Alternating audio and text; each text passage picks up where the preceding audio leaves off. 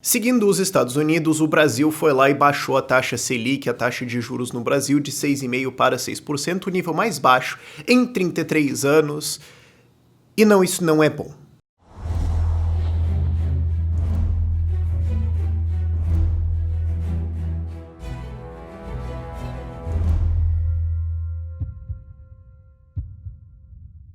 E antes da gente começar, a gente vive fazendo divulgações aqui de plataformas de investimento, de cursos de investimento. Eu vivo falando pra galera, não investe sem estudar o que você está investindo antes, certo? Não investe no que você não entende. A gente vive divulgando cursos de investimento, tem inclusive alguns aí que eu recomendo, e tem várias coisas assim. Vai ficar meio bagunçado ali na descrição, tá? Muita coisa. O que a gente fez?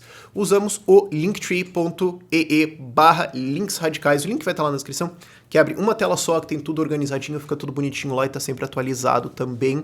Então vai lá dar uma olhada lá, tem bastante coisa olhando pra... Tem bastante coisa olhando pra você. Sim, tem bastante coisa olhando pra você e elas estão te julgando, exatamente.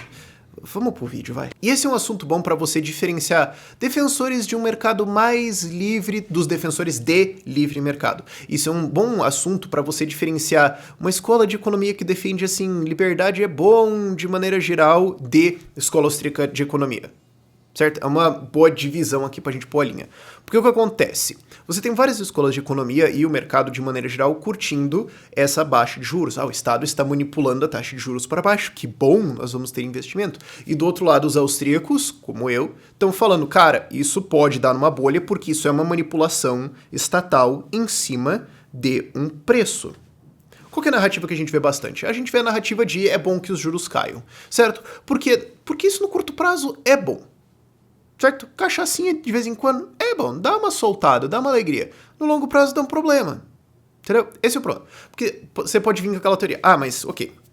Se os juros abaixam, você vai ter mais investimento. Mais investimento é mais emprego, como se consumo não fosse. Mas mais investimento é mais emprego, vai ser desenvolvimento, tudo mais, os juros vão ficar mais baratos, e aí você vai poder comprar as coisas mais fácil. Bom, mas se vai comprar mais fácil, você vai ter como teve a bolha imobiliária no Brasil, que os preços sobem pra caramba. Ou como você tem nos Estados Unidos, ou no Canadá, ou na Austrália, ou em qualquer lugar do mundo hoje, basicamente, uma puta bolha imobiliária gigantesca, onde as coisas custam várias vezes mais do que é razoável que elas custem. Por quê? Porque qualquer panaca vai no banco, tira empréstimo a 1, 2% ao ano e compra. Então você fala assim, tem um bangalô caindo aqui. 4 milhões de dólares. Algum otário vai pagar. Certo? Então você tem consequências disso. Mas tá, tangente. O fato é, mas daí a gente vai ter juros mais baratos, tem mais desenvolvimento econômico. No curto prazo, sim. O problema é se os juros estiverem abaixo do que é chamado de a taxa natural de juros. E o que é a taxa natural de juros? Olha, o juro é um preço, certo? Assim como o preço da soja, o preço do chocolatinho, o preço de um carro, certo? O mercado vai decidir qual é o preço. Então, se a gente não tiver o Estado regulando, como tem hoje o Banco Central, o Comitê de Política Monetária, que aliás é um nome soviético pra caramba, esse comitê, se você não tiver o Estado regulando, ele vai chegar em um preço. Esse preço é a taxa natural de juros. Qual que ela é? Bicho, eu não sei, e quem falar que sabe, tá inventando coisa pra caramba. Porque pra saber esse preço, você teria que conseguir calcular os desejos de todos os seres humanos, certo? O que é impossível, e inclusive é por isso que o comunismo falha. É impossível você calcular um preço. O empreendedor pode fazer uma estimativa, ele pode fazer um chute, especialmente de uma coisa que não existe, certo? Eu vou criar quando o cara criou o iPhone, certo? Vamos criar, quanto que as pessoas estão dispostas a pagar? Bom, não sei, para custar, acho que a gente consegue vender aqui. Vai dar bom? Eu acho que sim, mas vamos pôr nesse preço, vamos ver se vende, depois a gente cresce a produção. Você pode fazer esse chute como um empreendedor, mas tem um certo risco. Agora, não tem como você criar um modelo matemático gigantesco lá e falar, o preço deveria ser tanto, isso não existe, certo? Agora, o fato é que algum preço vai existir se você tiver livre oscilação de preços. Se a taxa de juros que o governo controla, que é a Selic, cair para baixo da taxa natural de juros, o que acontece é você vai ter mais consumo dessa coisa. Certo? É a mesma coisa que se o governo fosse lá e baixasse o preço da gasolina para R$1 o litro. As pessoas iam consumir mais gasolina, certo? A diferença é que a gasolina é finita e, no caso de reais, o Banco Central pode criar uma quantidade infinita, o que gera uma porrada de problemas. Mas o fato é que você vai ter mais consumo de crédito. Então, o que acontece? Você vai ter mais gente tomando dinheiro emprestado do que deveria, mais gente investindo do que deveria, investindo em coisas que normalmente não dariam lucro, que não dariam lucro se você não tivesse essa manipulação de juros bizarra aí. E aí você começa a ter o que a escola austríaca de economia chama de malinvestments, investimentos ruins, investimentos errados, distorcidos. certo? São coisas que não dariam lucro numa economia normal. E aí o que acontece? O que acontece é que você começa a ver como teve a bolha imobiliária no Brasil. Você começa a ver um monte de gente que não deveria ganhar dinheiro, ganhando dinheiro. Você começa a ver um monte de distorção econômica, você começa a ver um monte de indústria servindo empresas que não dão dinheiro e não vão dar dinheiro nunca. Só que isso aí faz com que a cadeia de produção seja diferente do que ela normalmente seria. Vamos pegar um exemplo, construção, certo? Se você tem juros mais baixos, a tendência é que você tenha mais investimento em construção, mais gente comprando apartamento, etc, etc. Isso leva a uma maior produção de concreto, uma maior produção de aço e mão de obra virando pedreiro, etc. A gente estuda engenharia civil, esse tipo de coisa. E o que acontece? Se isso só está existindo porque a taxa de juros é mais baixa que ela deveria ser, na hora que ela subir, um dia ela vai subir. Sabe, porque vivem falar, cara, todas as vezes falaram, não vai subir. Subiu e deu merda. Não me venha como dessa vez é diferente, certo? Quando ela subiu, o que acontece é que todo esse investimento em produção de concreto, aço, em universidades criando cursos de engenharia civil, toda essa galera vai pro ralo. Exceto os mais eficientes, porque você ainda tem uma demanda natural disso que vai existir, né? Porque quando a economia voltar, ainda vai ter alguma demanda por isso, né? Difícil alguma coisa zerar. Mas boa parte disso vai desaparecer. Isso é a crise.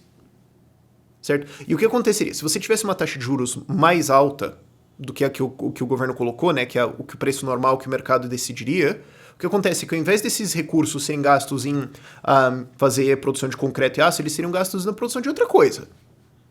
O que a crise é se desfazer toda essa produção que não deveria existir e fazer a outra. É você se reajustar a um novo preço. E o problema é que mesmo nesse processo você tem um desperdício de recursos, você tem ineficiências. Por quê? Porque a economia está se orientando para algo que não deveria existir. É por isso, em boa parte, que você vê também uma desaceleração do aumento de produtividade e do aumento de salários nos Estados Unidos, especialmente depois de 1971, que os Estados Unidos saíram finalmente, né, totalmente do padrão ouro. Porque o que acontece é que você tem essa inflação gigantesca, você tem essa expansão de base monetária, essa queda de juros, e isso vai distorcendo a economia cada vez mais. Então você tem cada vez mais recursos comprometidos para fazer coisas que não são tão realmente produtivas. Elas teriam fazendo coisas mais produtivas se a taxa de juros fosse mais alta, mas não. Isso é uma bolha. E quanto mais o Copom fica baixando a taxa de juros, maior é a chance da gente estar com a taxa de juros abaixo da taxa de juros natural. E não tem como a gente saber. Você pode falar, Rafael, mas passou? Não sei quem falar que passou ou que não passou, que sabe, tá mentindo. A gente não sabe. Agora, quanto mais baixa tá, maior a chance dela estar embaixo, certo? Então, maior a chance de você ter distorções sendo criadas aí. Agora, você pode falar, mas Rafael, mas se a taxa de juros estivesse acima da taxa de juros natural, isso é restritivo para a economia. Então, na verdade, você teria mais investimento, mas o Estado estava segurando. É possível que isso aconteça? Sim, é possível que isso aconteça. Então, se esse era o caso, então é bom que a taxa de juros baixou, porque se a taxa de juros natural fosse, digamos, 5, e a Selic estava lá em 8, ela cair de 8 para 6 é bom. Bom, sim, mas a gente não sabe se é 5. Ou se é 8, ou 10, ou 12. A gente não faz a menor ideia. Então aí você fala, mas Rafael... E as pessoas estão me perguntando nisso no Twitter, quando eu tava debatendo isso no Twitter e tudo mais. Mas Rafael, mas é melhor assim ou é melhor pra cima ou pra baixo, né? Dado que a gente não sabe, é melhor subir, baixar ou manter? Nenhum dos três. É melhor acabar com o Copom, acabar com o Banco Central e ter livre definição de taxa de juros. Mas daí algumas indústrias vão se incomodar e a economia vai mudar de alguma forma porque daí vai ser diferente. Sim, se você tirar a intervenção estatal e deixar o livre mercado atuar, você vai ter o pessoal que estava protegido por intervenção estatal, esse pessoal vai ter uma dor de cabeça. Sim, eu não tenho a menor dó desse pessoal. E pode ser eu, inclusive. Eu tenho um empório, eu tenho alguns negócios diferentes, pode ser que eu me ferre. Nesse caso, cara, eu que me ferre, cara. É simples. Mas vai ter uma dificuldade. Sim, mas se vai ter uma dificuldade fosse critério pra você não fazer alguma coisa, então não faz nada, bicho.